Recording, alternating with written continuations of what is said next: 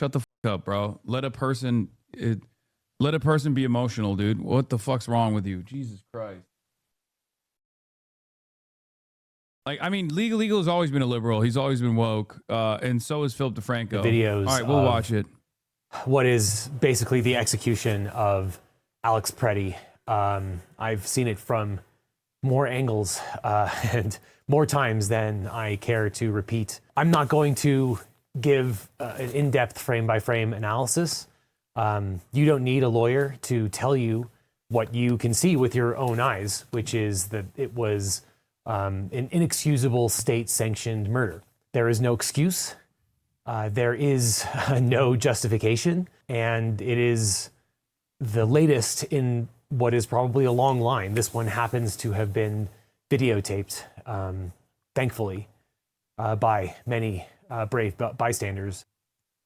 How do you see this anger playing out? We're comparing it back to the momentum of the Black Lives Matter protests. The Black Lives Matter protests were far faster, and the mobilization was not exactly controlled. It was more so just like an immediate moment of anger, and it was already at a boiling point as well. And that's the reason why they burned down the police precinct. And I would say that now the protests are like much more restrained in general, which some people will get mad at me for saying this, isn't necessarily a bad thing. It's much more directed. They're way more focused on doing Ice Watch, for example. Even while they're doing like a vigil, there's still people doing Ice Watch. So the community is actually a lot more mobilized and a lot more organized in general. I think it's also too cold. That probably plays a role in this too. But I think like during BLM, very different circumstances too, because it's like a federal law enforcement agency that's like easier to identify as like a foreign occupation, a non-state occupation, right? As opposed to the local law enforcement that was behaving like a brutal occupation. So the police response in that situation was much more violent as well. It's during COVID. People were very frustrated. In this circumstance, it's like you can get a lot more people on board. But more importantly, I think there's a lot of people that are like looking out for one another, way more organized with protest marshals, things like that. And they're not like, they're not like breaking random fucking storefronts and stuff like that. Because one of the famous moments, not to say that like storefronts breaking down is necessarily going to dilute or undermine the point of the protest. You know that that's not an argument that I've ever presented. As a matter of fact, I've quite frequently and perhaps very famously talked about how human life is far more important than property rights are. Having said that, as far as like building a larger movement, a larger momentum, this kind of more organized protest is definitely a lot better at reaching a larger group of people. A Boogaloo Boy started the precinct fire. It doesn't even matter who started the precinct fire. What matters is when the precinct was lit on fire, the majority of Americans said that was an understandable moment. Okay? Don't you Americans have the Second Amendment right so you can fight back the government when it starts this bullshit? Yeah, unfortunately, that's not how this works. As you can tell, I'm not in my studio. I was on a plane yesterday. Oh, God, it's cold out here. It's 0 degrees, which is still 10 degrees warmer than it is in Minneapolis right now. But in some sense, I do this for a living. I analyze the videos that are out there and think about things from a legal perspective. And, I saw the first video when it came out. It was pretty clear. But, with any video taken from across the street, there's some ambiguity. And but I think the second video came out. In the second video, you can hear that Alex Pretti's last words were, "Are you okay?"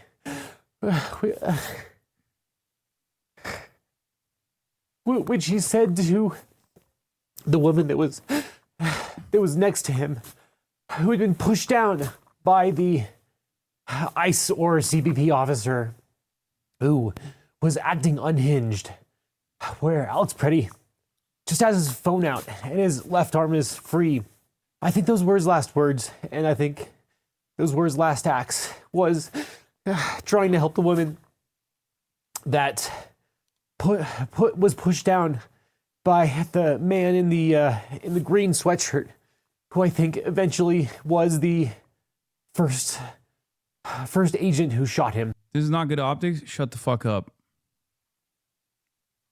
Shut the fuck up, bro. Let a person be emotional, dude. What the fuck's wrong with you? Jesus Christ.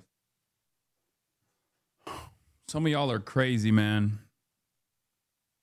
Like, what do you want? Like a sociopathic delivery every time? Jesus Christ. And like I said, You're not even right, for the record. You're wrong. It's like, I mean, I think it's silly to do an analysis on the optics of this. Like, no, he's being vulnerable. That's not necessarily a bad thing. Not going to go frame by frame, but to my eyes, you know, the last thing that Alex Pretti did was to help others. And look, my legal analysis doesn't change when the victim is, you know, a bank robber or a saint. Everyone deserves the same rights. And it doesn't justify or justify less the actions of what happened, but it does heighten the loss of what happened and the people whose rights are being taken away and their lives are being taken away. So look, I'm going to try and gather some thoughts, which I'm only going to do because I think a lot of people are, you know, thinking the same thing. Whether you're a lawyer or a layperson, I think we're all absolutely enraged, not only by, you know, the loss of Alex Pretti, but Renee Good and everyone else who has been, you know, pushed aside and has been caught in this web of what is clearly illegal action from our federal government. Like I said, it doesn't change the legal analysis, but it does say something that Alex Pretti and Renee Good before him seem to be the best of us. And there's a reason why they were gunned down. It's because they put themselves out there. And by God, that's commendable. And we need to continue to stand up because they did too. And look, you don't need to be a lawyer to know that their shootings were not justified. But I think we need to take a step back too to recognize that, you know, ICE and CBP shouldn't have been there in the first place. They have no right and no duty to do crowd control, to be on the front lines using weapons against protesters. These people should not be armed. We've sort of grown inured to it, but they are not enforcing criminal law. Even when they are enforcing immigration laws, which they are not right now, it is state-sponsored protest control of people exercising their First Amendment rights. At best, they are enforcing regulatory and civil laws. And there's no reason they should have firearms in the first place. Yep. As I like to say, paperwork violations. That's what their job is. They are not engaging in criminal law enforcement duties, okay? They don't fucking investigate crimes like that. Like, at most, the things that they investigate in the criminal side of things would be like human trafficking, and even then, I assume most of that is still delegated to the FBI.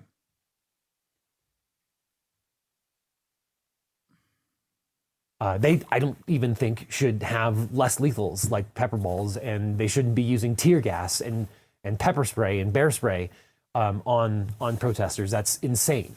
It would be as if we gave every postal worker and every person who delivers the mail, you know, an AR-15. They don't need it to complete. Dude, he's doing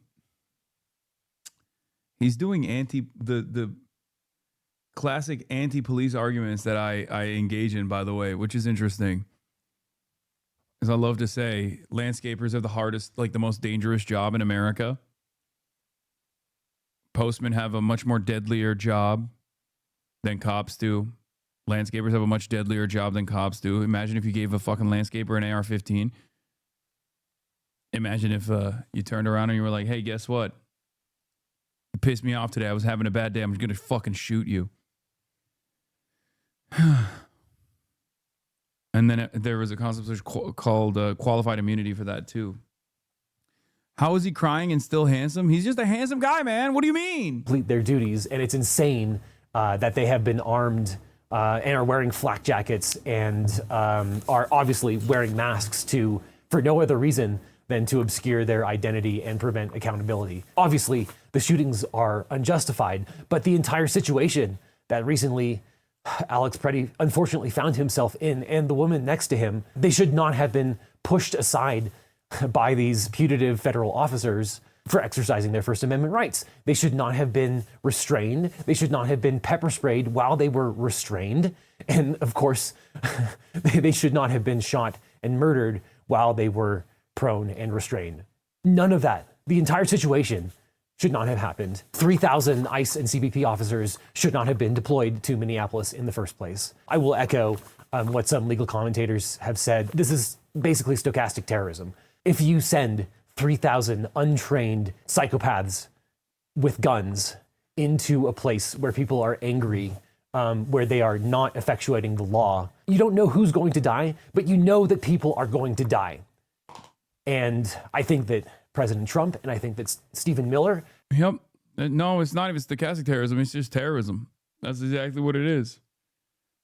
It's state-sponsored terrorism, so it's a little different. A lot of people, especially a lot of liberals, don't recognize terrorism as being like conducted by a state unless it's like a foreign adversary.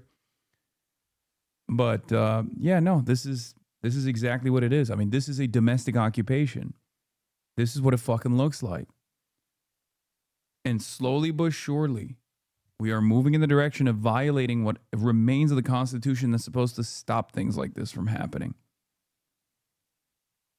Constitution is supposed to be the safeguard against these sorts of things, and the Trump administration very clearly has already completely dominated the Supreme Court of the United States, and therefore they can just cast aside all of the constitutional law, all the constitutional safeguards that are supposed to be in place that stops the federal government from behaving like this.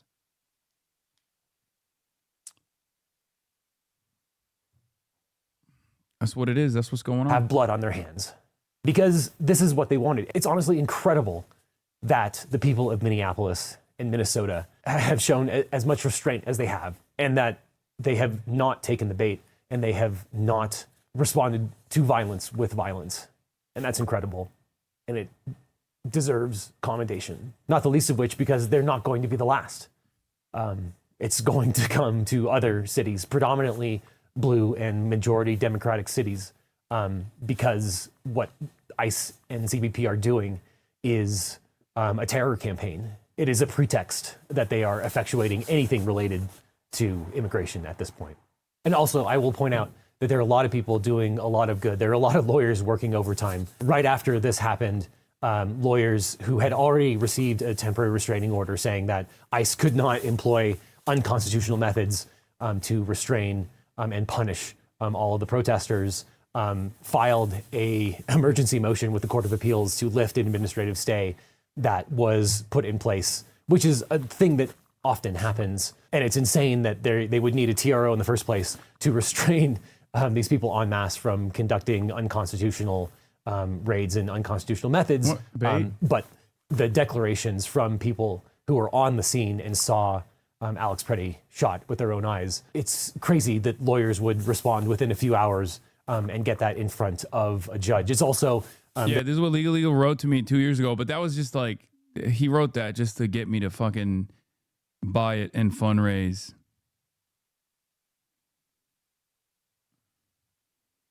For the fundraiser, for the IDF, not the bad one, but the good IDF. He wrote on his gavel, which is somewhere behind me. I don't know where it is in this room. To my best friend Hassan, you are a light in the darkness. Your stunning intellect and towering wisdom have made you a guiding star, always leading us towards better days. Your presence is a sanctuary of comfort and joy. Thank you for being the incredible human that you are and shining so brightly in my world. This is something Legal wrote about Hassan in an auction for charity 2 years ago, but it was a joke. I don't think he actually believes all that. There was some parallel litigation from the Minnesota Bureau in charge of the investigation that was stymied by ICE, which is another thing for another day. Within a few hours, they had a motion in front of a judge seeking a temporary restraining order to prevent ICE from destroying evidence because they already mucked up the crime scene. The declarations and affidavits from people in support of that are also incredible. And another incredible thing that is within 2 hours, a Trump-appointed judge granted the TRO. And, these are not perfect mechanisms. It's something that in the past has helped to prevent ICE from destroying evidence, which I think they did in the case of Jonathan Ross when they took all of the stuff out of his house and put it God knows where. It probably goes without saying, but it's unfortunate and it's crazy that we cannot trust federal officers in the first place. But we can't trust federal officers. We can't trust federal agencies. Like the entire confidence collapsing within these previously very important these previously very important institutions. Like, because as much as a rugged lefty as I am, I still understand why you're supposed to trust these institutions. And that's one of my major arguments, one of my major criticisms for the way that these guys betray the confidence in the public. It's pretty wild that, like, you got a lot of people who have made their entire lives, like their livelihood relies on the court system working in a consistent manner, right? Otherwise, how can you be a fucking lawyer? Like, there has to be some stability. And now you have legal being like, you can't trust the fucking federal government, which is correct, by the way. It is correct.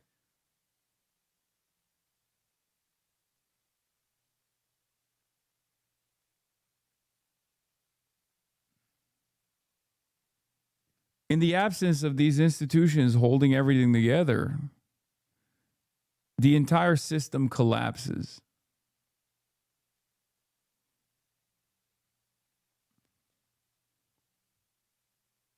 We also cannot trust them to investigate. There are also things that Congress can and should do immediately. Obviously, they should not fund ICE in the future, but that's the table stakes. We need to have serious curtailment of the immunity that exists.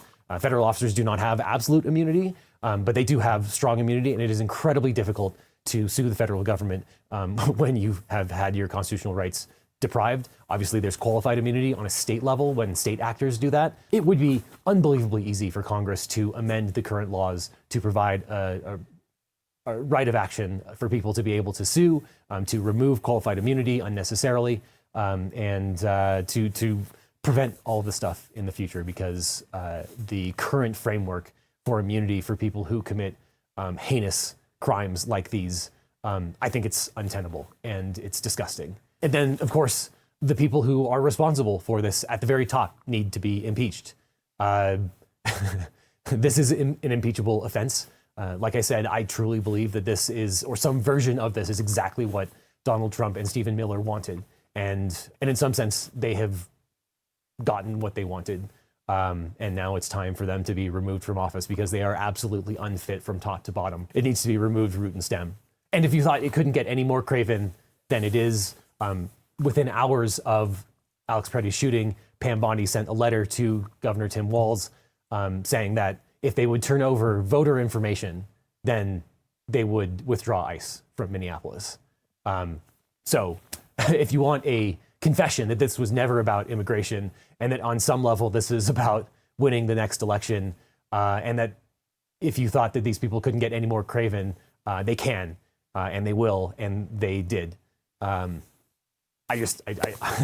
flabbergasted from everything that's happened. The thing that oh shit! Trump just told the Wall Street Journal he doesn't know if he supports the officer who shot Alex Pretti. Talked to Trump about Minneapolis today, where he says at some point we will leave, and said he didn't know if he supported ICE officer who shot Alex Pretti. Dude, ooh, this is progress. Okay, this is progress, and it would not have fucking happened if it wasn't for so much pushback. Okay, and it's not ending here. The next time they try to do this shit, they're gonna have to fold faster.